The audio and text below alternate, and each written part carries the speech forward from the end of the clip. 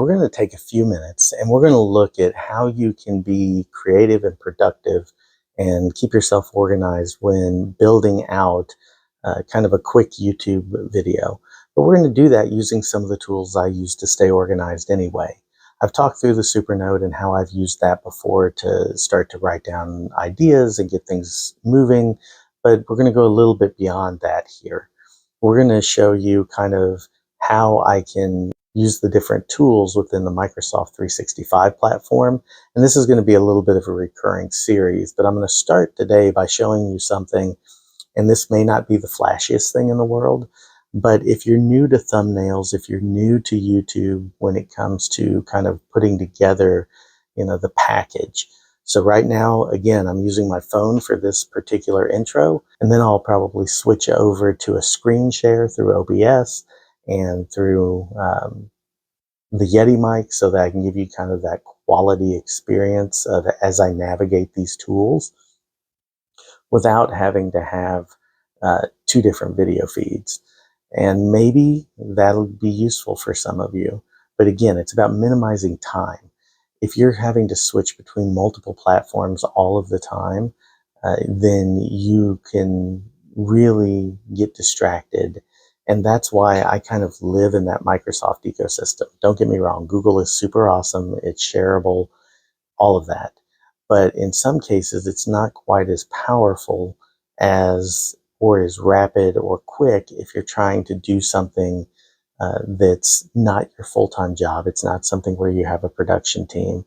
I've been listening to a lot of videos about thumbnail development, and I think thumbnails can be really important, and I think they should look good, but there are ways to make them look good using the existing tools you have rather than going all in and trying to get really, really creative. There are free tools like Canva, and also they have a paid model. You can actually use PowerPoint Designer, which is what I'll show you here in a minute, to create kind of a custom thumbnail that really uploads well into YouTube. Now, again, it's not going to be as fancy or as high end, and you're not going to spend a ton of money on a graphic designer for that, but you have some options available.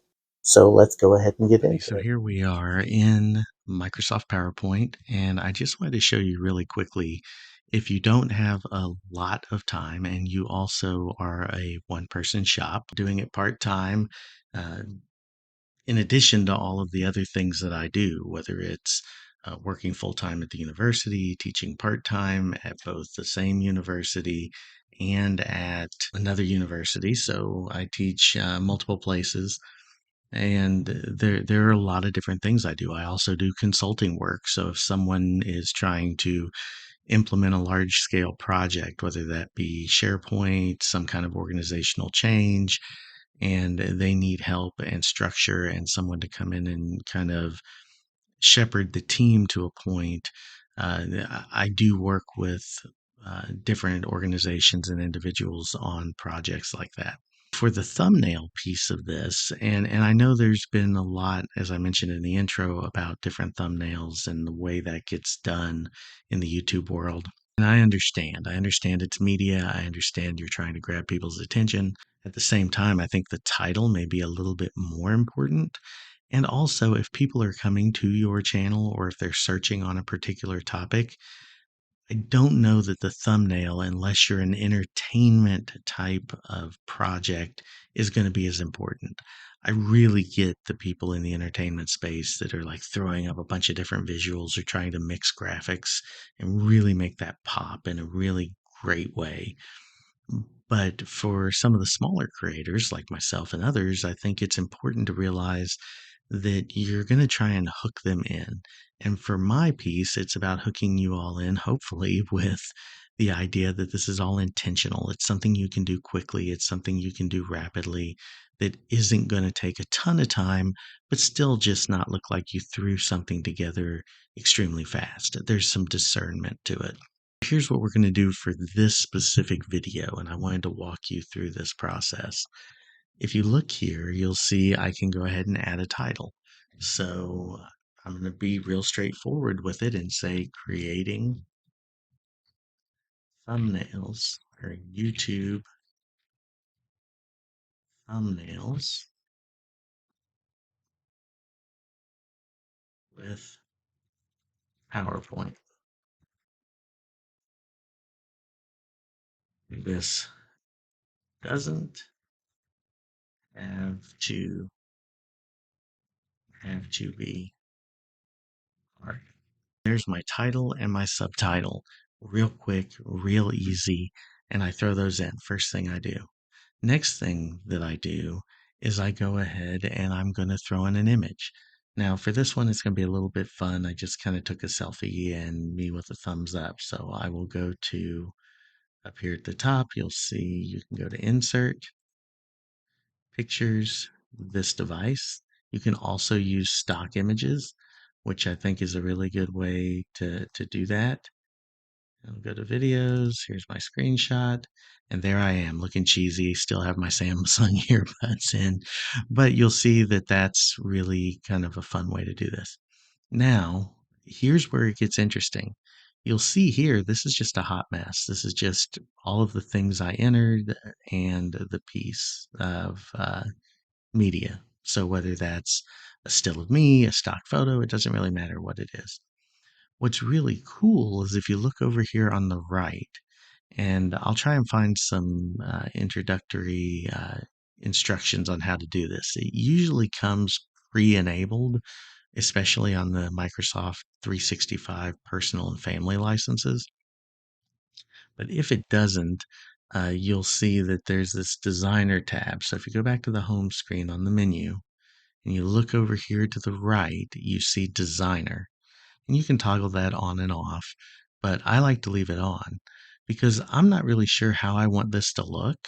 And I am a professional designer, at least in the academic space, but I really don't have time to sit down and custom craft a bunch of uh, images and double check and make sure everything is the way it needs to be. Go out and find the source materials.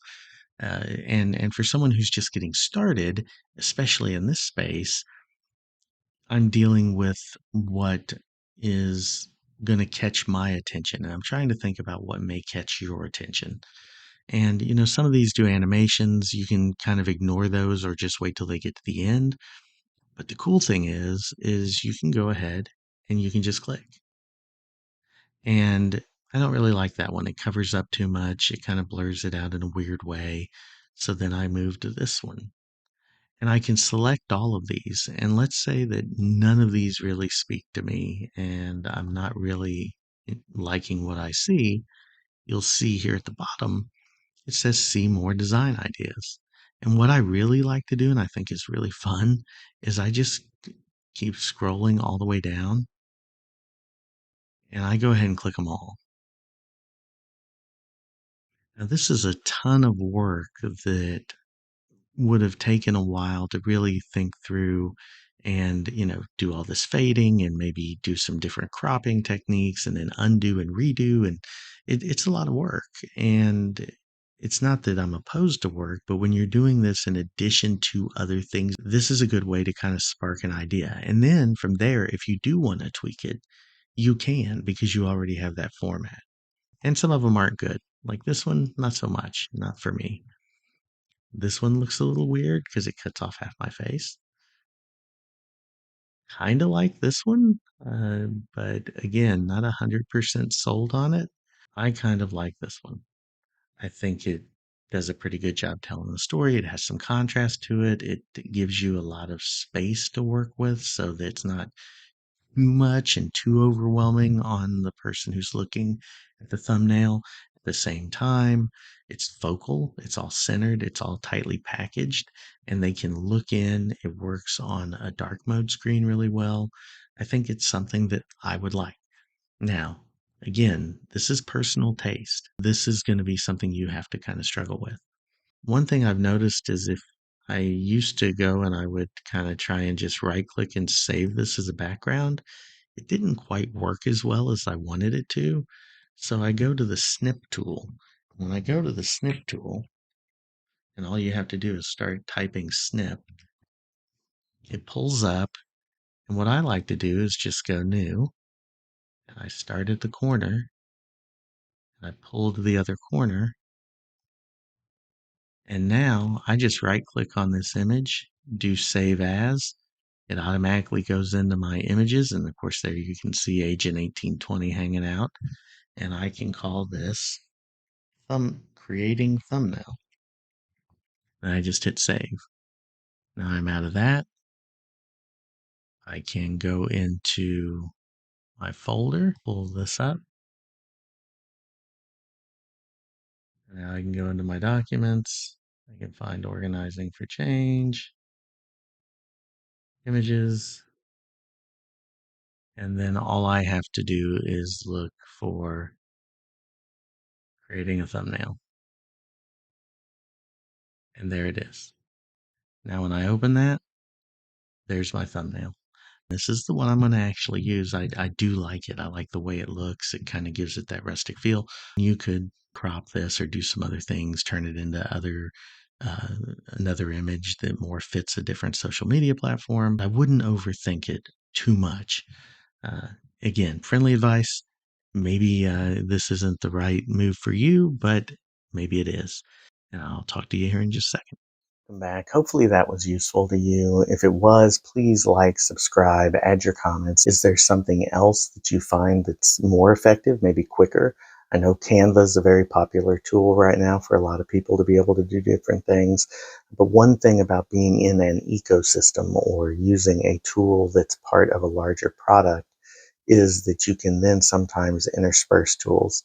So occasionally I will start in PowerPoint and then pull that into Word and do some different things and then use that snip tool again. So maybe I want to do some different word art elements and I want to do it in that platform to make it look a little different. Quite frankly, PowerPoint is an underrated and underutilized tool, I think, for design elements. It isn't always seen as the primary driver for that type of thing. And I think that that's sometimes a missed opportunity. There are a lot of things you can do within that program. And for the amount of money that you pay, whether it's $69 for the entire suite for the year for personal or $99 for the family plan, which is up to 6 people, you get a full on design suite. And you can do screen recordings within PowerPoint and save them as videos. You can do online presentations. You can do all kinds of things that are really useful and fun. For me, this is a quick, easy way to do a thumbnail.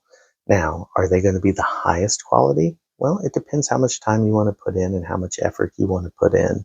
And it depends how important you think that thumbnail is to conveying your message. For me, I think the thumbnail needs to look good, but doesn't have to be perfect. But I'm also not competing to try and get 1 million views a day. Thank you again. Uh, I look forward to your comments. Let me know if this was useful. All about value here, all about time, all about intentionality. And remember, being a change agent is all about bringing yourself, your perspective, and your voice to the table. Talk to you soon.